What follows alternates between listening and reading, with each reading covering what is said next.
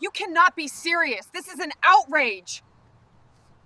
Ma'am, please calm down. We need to follow procedure. The morning began like so many others in our quiet suburban neighborhood.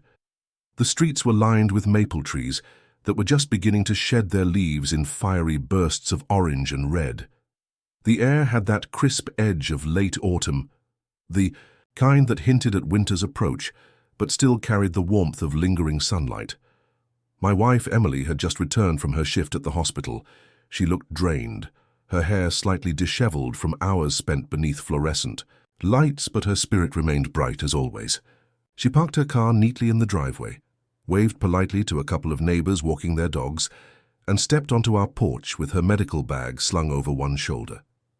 All she wanted was a hot shower and a cup of tea before collapsing into bed. What she did not know was that something far more exhausting than a 12-hour shift was waiting for her. Sitting squarely on the porch was an envelope, its bright red HOA seal practically screaming for attention. Emily bent down, picked it up and sighed before she even opened it. Inside was a fine notice. The reason this time? A violation of HOA standards because a few autumn leaves had scattered across the front lawn and our recycling bin had not been pulled back in quickly enough the night before. Emily shook her head in disbelief, muttering under her breath as she set the paper on the kitchen counter. "This is ridiculous. We've been paying dues, we've kept the property clean, and they're still finding reasons to hound us." She rubbed her temples, the exhaustion of the day settling heavier on her shoulders. I had grown used to the HOA's endless nitpicking, but Emily took it harder. She prided herself on keeping our home welcoming, neat and warm. The flowers she planted each spring were her pride, the small vegetable patch her therapy. To be fined for something as petty as leaves or a bin placement felt less like a community standard and more like harassment. That afternoon, Emily pushed the fine aside, deciding it wasn't worth the immediate stress. She told herself she would deal with it tomorrow once she had rested, but tomorrow never came. Instead, a sharp knock rattled our front door later that evening. Emily opened it, still in her scrubs, expecting maybe a delivery or a neighbor. Instead, she was greeted by Karen, the infamous president of our HOA board. Karen stood there like a self-appointed queen surveying her kingdom, arms crossed, lips curled into a smirk sharp enough to cut glass. In her hand was the same fine notice, folded and slapped against her palm like a weapon. "You can't just ignore these fines," Karen barked without so much as a hello. Her voice carried that nasal pitch of someone used to being obeyed. "Everyone else follows the rules. Maybe if you cared about this community, you'd take better care of your property." Emily blinked, caught off guard by the aggression. She took a slow breath and tried to answer calmly. "I just came home from a 12-hour shift at the hospital. I'll take care of the leaves tomorrow. It's really not—" But Karen cut her off with a sharp wave of her hand. "That's not how this works. Payment is due immediately. Rules are rules. If you don't comply now, I'll be forced to escalate the matter." Her tone carried the smugness of someone who believed escalation was her greatest weapon. Emily's patience, frayed thin from hours of tending to sick patients, finally snapped. She straightened her posture, looked Karen in the eye, and said, in a voice steady and calm, "Do what you have to do." Then she gently, firmly closed the door, not slamming it, not shouting, but making her stance clear. Enough was enough. What happened next felt surreal.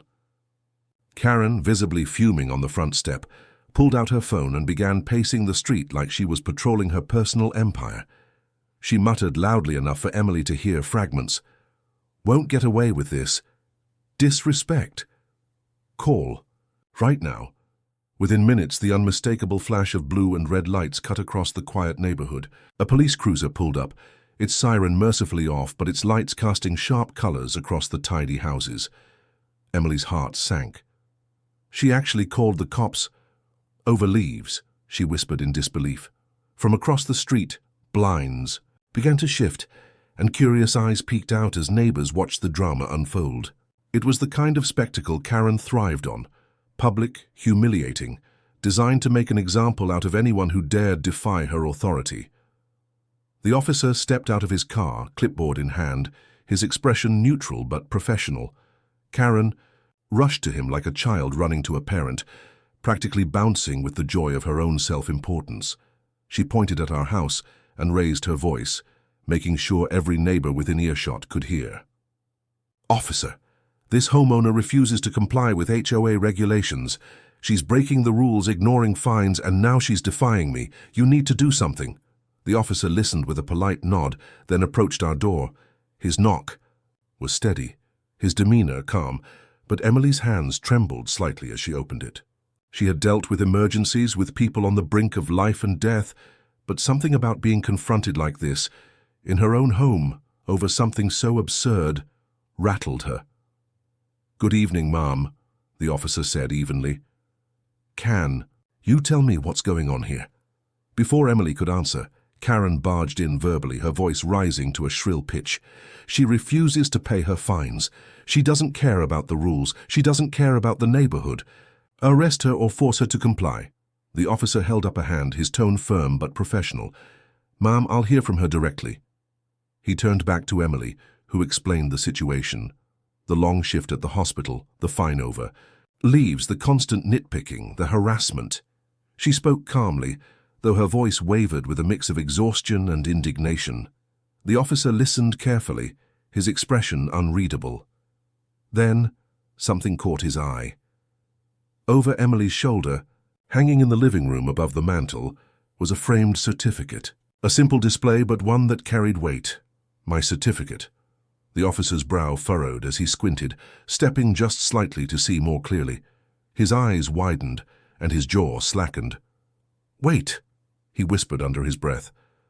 Then, louder, Is that your husband's name on the certificate?" Emily turned, glanced at the frame, and nodded. "Yes, that's my husband." "Why?"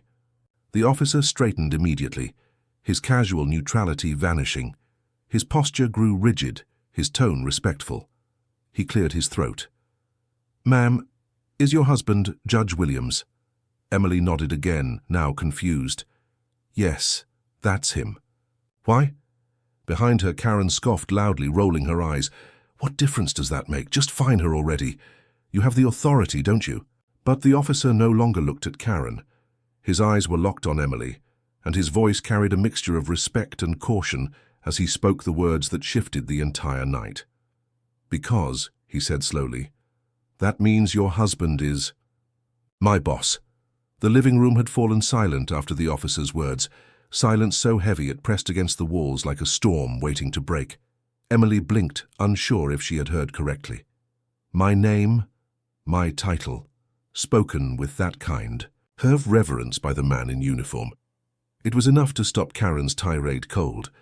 But Karen, ever stubborn, refused to grasp the gravity of what had just unfolded. She threw her hands on her hips and let out an incredulous laugh. "Oh, please. Boss? What kind of nonsense is this? He's just a homeowner. You can't seriously be intimidated by some dusty certificate on the wall." The officer didn't answer her. Instead, his entire demeanor shifted in a way that made Emily's chest swell with both relief and pride. His back straightened, his voice steadied with the measured respect reserved for a courtroom. "Ma'am," he said to Emily, "I didn't realize who I was addressing. I know your husband. I've stood in his courtroom. I've seen how he handles cases, how fair and firm he is. He's a man I deeply respect." Karen's smugness faltered for the first time. Her eyes darted from the officer to Emily, to the certificate on the wall and back again.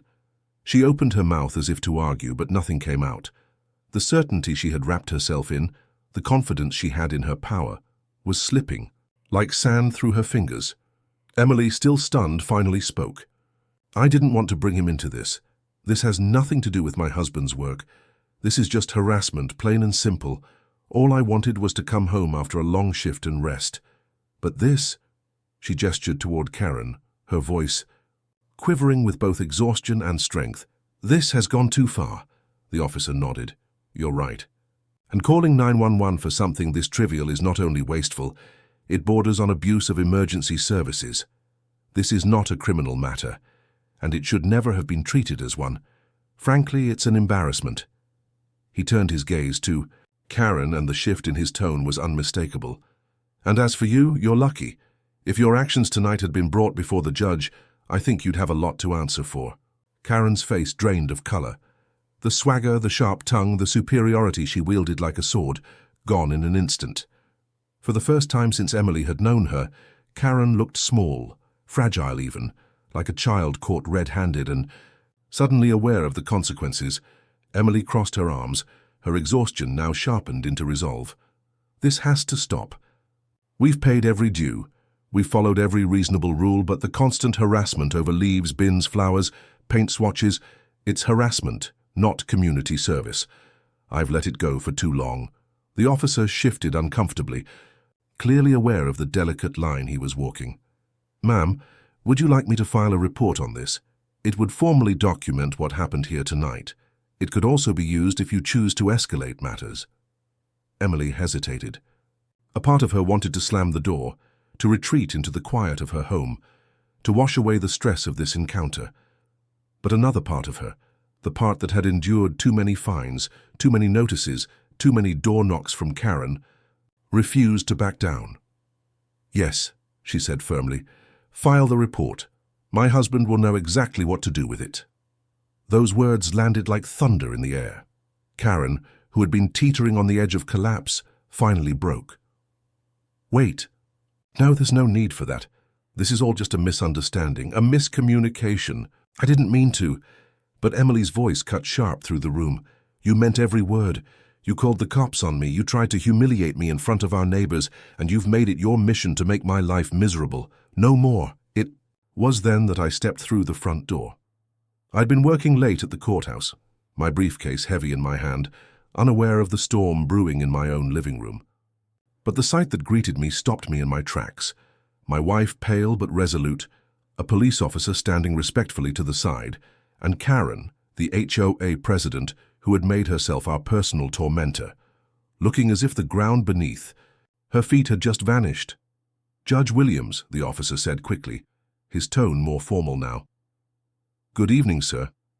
I was just taking a statement from your wife. We had a call made regarding HOA disputes." I set down my briefcase slowly, my eyes narrowing as I took in the scene.